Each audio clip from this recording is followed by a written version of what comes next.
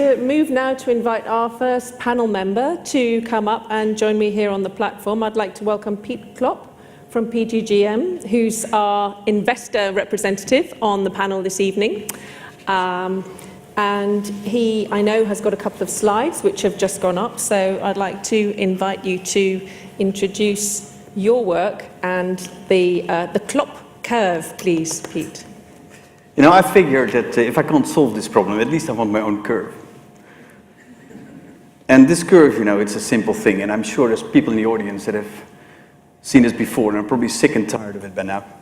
But there's a serious point here. I think that the question we're confronting tonight is that how is it that if this is so important, many of our CEOs are still pretty much in denial? And I've got a story, you know, that I was at the World Resources Institute before I got this job. And we had this rather alarming projection that by 2030, the Ganges River in India would be a seasonal river. For part of the year, it wouldn't actually reach the sea, the Gulf of Bengal anymore.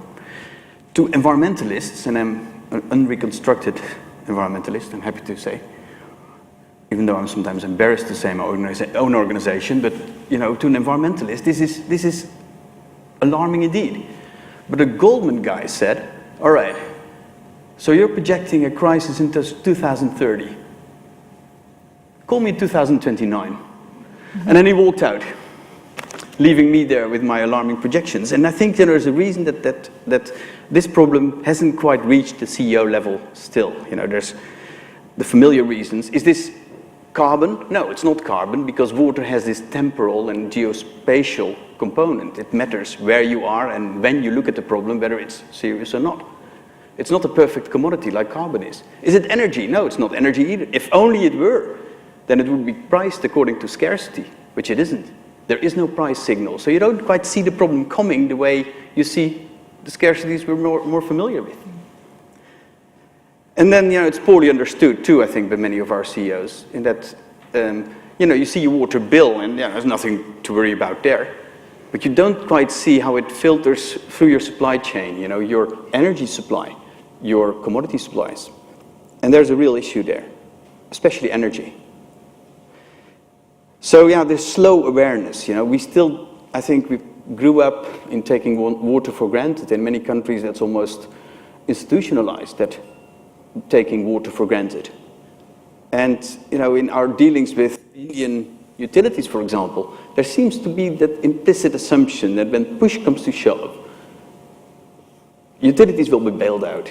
And that doesn't help the awareness either, right? If really the belief is that, you know, we'll be saved at the end of the day, we probably will be too late in doing anything about it. That's the point of the Klop curve.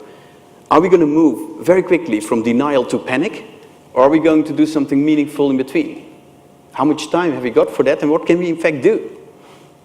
So can you bring us somewhere in, wheel us back a bit from 2029, when you're going back to that earlier discussion you referred to, and say, how do you see water impacting the business community in the nearer term, in the coming years? So when we're still in that shape on the curve where there's a possibility of opportunity before we go straight to panic. Yeah, I think what you're going to see, of course, you're going to see local panic, you know. Right now, California is in drought. That looks pretty panicky to me, you know, if you see, you know, the reservoirs being virtually empty. You know, that's a drought. And you don't need to point people's attention to a drought. But for a global organization, you know, these local panics kind of average out. And you may be able to hedge and, you know, diversify so that the problem doesn't quite reach that aggregate corporate level. So I think it could be a while before, you know, global organizations really take this for the strategic issue that it is. There's things that may be playing in the background that are certainly strategic, in that water scarcity suppresses growth. You know, India can forget its economic growth projections if it can't deal with its water problem first. That is kind of lurking in the background. So can you bring us back to the CEOs and some of the sustainability experts and managers that we have in this room, and give us an assessment of how well or not you think CEOs and management teams are prepared right now for this risk that we know is coming to us in much closer term than perhaps many people are thinking about it. We're looking in the next decade, and that begins to become much, much more relevant for senior decision makers in big companies now. This is not something post their retirement party. No, I don't think it is. You know, in all honesty, very few CEOs, very few organizations are really prepared to face this issue. Why is that? It's partly a data problem. You know, the data that we've got are mostly water use data. But you know, that's like the telephone book. You know, there's a lot of numbers there, but there's just no meaning. Water can only be understood as a risk. That means you need a use component, but you also need a context in which that water is being used. Water use in Maine is different than water use in Spain. Now, unless CEOs, companies, and their investors understand that, I think we'll just be scratching the surface. So can you help us to understand what role your community, the investment community, can be doing to help in looking at this water issue? Because the CEOs would probably quite rightly push it back to the investors and say, but you guys are not giving us the signals. Yeah, and they're right. You know, we have a hard time in sorting the water risky from the less water risky companies, partly because the data don't quite help us yet. Now, there's a bunch of activities out there that are trying to fix this. We've seen the water footprinting network, which is doing great things on the use part of the water issue. Then there's initiatives like, you know, my pet project, Aqueduct, at the World Resources Institute, which is trying to cover the context in which that water use happens. And, you know, I think this is a sign of that this may be climbing up the priority ladder, in that Bloomberg is now carrying that contextual information on its BMAP platform. And that means something, you know, because you can't really deal with this sort of thing if you don't make it easy for the 400,000 financial analysts that need to first see it before they can act on it. So we're getting there, I think. It will take another 5 years or so, but then investors will be able to start comparing companies on their water riskiness. And that's what matters, you know. Value at water risk is the way we would boil it down. And how is that going to start impacting on valuations in the future then? How is that going to show up? What does that actually mean? You know, better water management is probably a proxy for better management across the board. Less water risk could improve your credit rating, could lower your cost of capital. But also on a more strategic level, you know, it could secure the license to grow or the license to operate of companies. It could secure your supplies.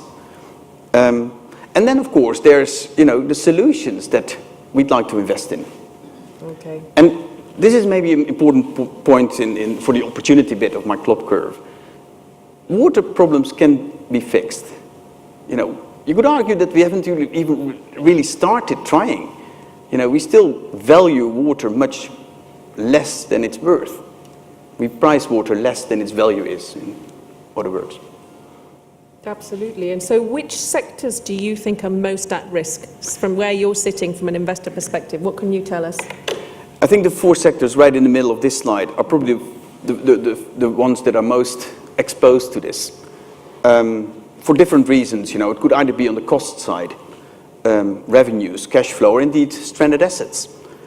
You know, I've got examples for that. You know, I think the point that was just made by the gentleman from the Stockholm World Water Week is a very good one. You know, there's this relation between energy and water that works both ways. California, for example, spends 20% of the state energy consumption on pumping and treating water. The reverse is also true. California spends 40% of its water on generating energy. So, you know, there's a lot of water risk that meets you through your energy provision or security. So energy is definitely, and utilities as a part of that sector perhaps, that you need to keep a close look at. Energy, fracking is another one, you know. 50% of the wells of shale gas in the US are in water-stressed regions. So you may not get your permit. The shale gas may be there, you may not be able to extract it. That's a material, that's a strategic risk. Thank you. That's really beginning to open up the conversation and take us into some new thinking about where those risks lie and which sectors are most affected. And what